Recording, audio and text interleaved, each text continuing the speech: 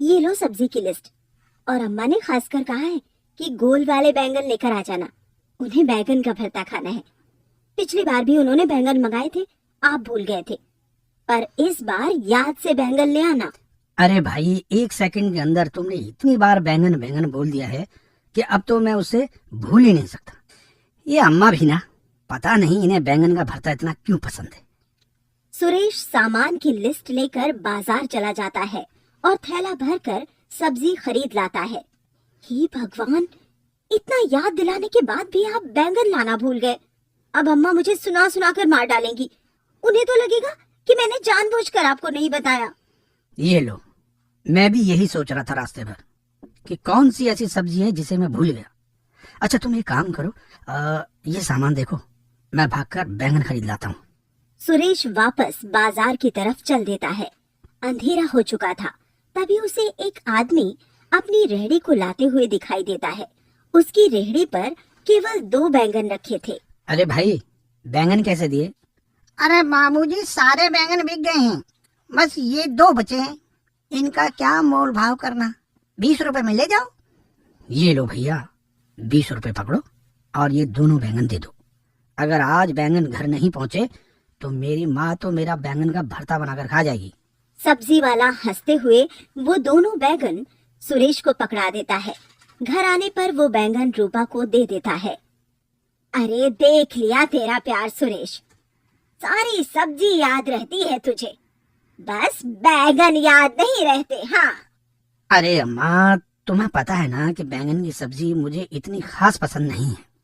तुम्हें ना जाने सब्जी में ऐसा क्या मिलता है। हाँ हाँ, अब तो तू ऐसा ही बोलेगा। रूपा, अरे ओ रूपा, अब रात हो गई है। रहने दे, कल सुबह तू मेरे लिए चटपटा सा बैंगन का भरता बना देना, ठीक है? ठीक है अम्मा। अगले दिन सुबह। देखो भाई, मेरे ऑफिस के लिए तुम टिफिन में कुछ और बनाकर दे देना। भगवान के वास्ते वो बैंगन का भरता तो बिल्कुल मत देना।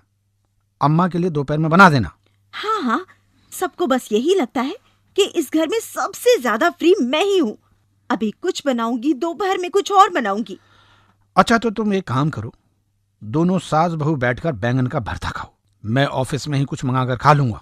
ऐसा बोलकर सुरेश ऑफिस के काम के लिए निकल जाता है और रूपा घर का काम खत्म कर किचन में आकर बैंगन का भरता बनाने की तैयारी करती है। एक बड़ा गोल वाला बैंगन लेती है और उस पर तेल लगाकर उसे चूल्हे पर रख देती है।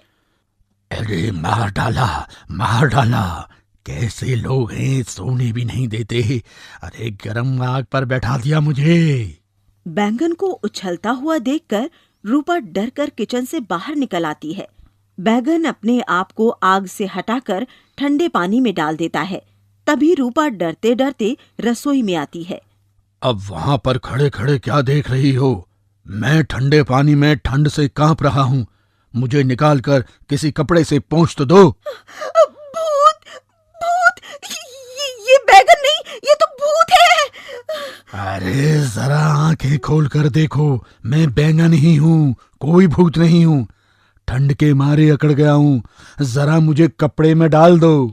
रूपा रसोई से भागने को हो ही रही थी, तभी वो बैंगन उससे रिक्वेस्ट करता है कि वो गलती से ज्यादा ठंडे पानी में गिर गया है, उसे बाहर निकाल ले। रूपा डरते डरते उस बैंगन को बाहर निकालकर कपड़े से पोंछ देती है। हाँ, शुक्र है, अब मैं अच्छा महसूस कर रहा हूँ। तुमने भी गजब कर दिया। आओ देखा न ताओ, तेल लगाकर मुझे चूल्हे पर रख दिया है। इसमें मेरी क्या गलती है? मुझे थोड़ी पता था कि तुम बोलने वाले बैंगन हो। बोलने वाला नहीं, मैं एक जादुई बैंगन हूँ और मैं सब कुछ कर सकता हूँ। बताओ तुम्हें कौन सा काम करवाना है? फिलहाल तो दोपहर के खाने का समय हो गया है। अगर आज अम्मा को बैंगन का भरता ना मिला तो मेरा भरता बना देंगी। बस इतनी सी बात, तो ये लो। जादुई बैंगन अपने हरे डंठल को इधर उधर हिलाता है। रूपा देखती है कि रसोई में तरह तरह का खाना बना रखा हुआ है, जिसमें बैंगन का भरता भी है। तभी अम्मा रसोई में आती है। अरे रूपा, क्या कोई मेहमान आने वाला है? तूने तो मुझे बताया ही नहीं। इतना सारा खाना और वो भी इतना स्वादिष्ट, लाजवाब। नहीं नहीं अम्मा, मेहमान तो कोई नहीं आ रहा, बस ये तो इस जादुई बैगन ने अपना जादू दिखाने के लिए रख दिया है। जादुई बैगन? अरे तेरा दिमाग तो ठीक है। अरे ये जादू की कहानियां तो मेरे बचपन में मेरी दादी और नानी सुनाया करती थी। आज कहाँ जादू रह गया है? आज तो टीवी चलता है, फोन चलता है, जादू थोड़े चलता है। अरे अम्मा, जादू भी चलता है। सही से देखो, मैं जादुई बैंगन हूँ। बैंगन की आवाज सुनकर बैंगन की तरफ देखती हैं और उछल पड़ती हैं। क्या हुआ अम्मा, तुम तो चौंक गई। देख लिया, अब भी जादू चलता है। ये भगवान, ये मेरी आंखें क्या देख रही हैं? ये तो सचमुच में जादुई बैंगन है। कैसे पटर पटर बोल रहा है। अम्मा, बोल ही नहीं रहा हूँ, बल्कि इतना स्वादिष्ट खाना भी लगा दिया है। जरा खाकर तो बताओ। रूपा और अम्मा खाना खाने बैठ जाते हैं। खाना इतना लाजवाब था कि वो दोनों भूख से ज्यादा ही खा लेती हैं।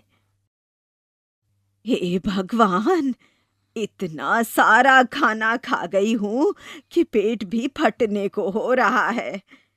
अम्मा बिल्कुल सही कह रही हो, मेरी भी ऐसी ही हालत हो रही है। अरे मेरे होते हुए परेशान होने की जरूरत नहीं है। वो खाना तो मैं अभी छूमंतर कर देता हूँ। थोड़ी ही देर में वो दोनों अपने आप को पहले जैसा महसूस करती हैं। अच्छा, तो तू जादुई बैंगन है, ये तो मैंने देख लिया। लेकिन इस खाना वाना बनाने के अलावा और क्या जादू जानता है? अम्मा, आप बताओ, आप कौन सा जादू देखना चाहती हैं? मेरे गांव में बड़ा सा हिंडोला लगा करता था झूलने के लिए।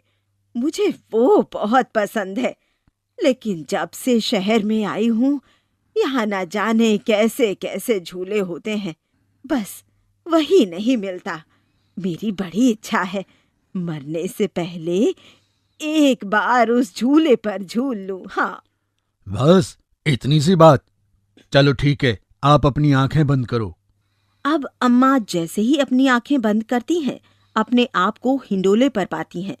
जी भरकर झूलने के बाद अम्मा खुश हो जाती हैं और बैंगन से कहती हैं कि वापस घर चलो। शाम को जब सुरेश घर आता है तो बड़ा परेशान था। क्या हुआ? इतना परेशान क्यों लग रहे हो?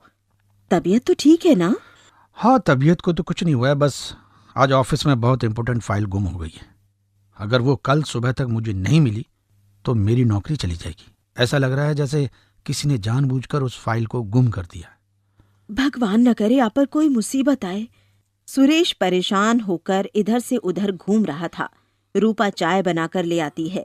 तभी उसे अचानक जादुई बैंगन की याद आती है और वो सुरेश से कहती है, आप बिल्कुल चिंता मत करो, मैं अभी जादुई बैंगन से पूछकर बताती हूँ कि आपकी फाइल कहाँ पर है।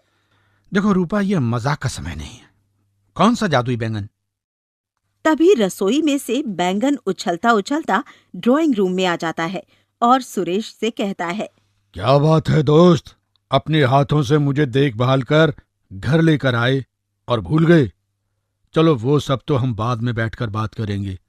अच्छा, तो तुम्हारी परेशानी ये है कि तुम्हारी इंपॉर्टेंट फाइल गुम हो गई है। तुम्हारा अंदाजा बिल्कुल सही है। तुम्हारा ही दोस्त किशोर ने वो फाइल उठाकर अपने ऑफिस की टेबल की ड्रॉ में रखी हुई है। किशोर ने? मैं तो उसे अपना अच्छा दोस्त मानता हूं। आखिर उसने मेरे साथ ऐसा क्यों किया? क्योंकि उसे पता था कि फाइल के दिखाने के बाद तुम्हारी प्रमोशन पक्की है, जबकि उसकी अभी प्रमोशन दूर दूर तक भी नहीं है। खैर, तुम इन सब बातों को छोड़ो। कल सुबह जब तुम ऑफिस जाओगे, वो फाइल तुम्हें अपनी टेबल पर मिलेगी। तुम्हारा बहुत बहुत धन्यवाद दोस्त, तुम्हारी वजह से मेरी नौकरी बच गई। धन्यवाद देने की जरूरत नहीं है, ये तो मेरा काम है जिसमें मुझे बहुत मजा आता है। वैसे बड़ी हैरानी की बात है, उस दुकान वाले के पास में 2 ही बैंगन थे, उन्हें मैं ले आया। उसमें से एक जादुई बैंगन है। लगता है मेरी किस्मत बहुत अच्छी है।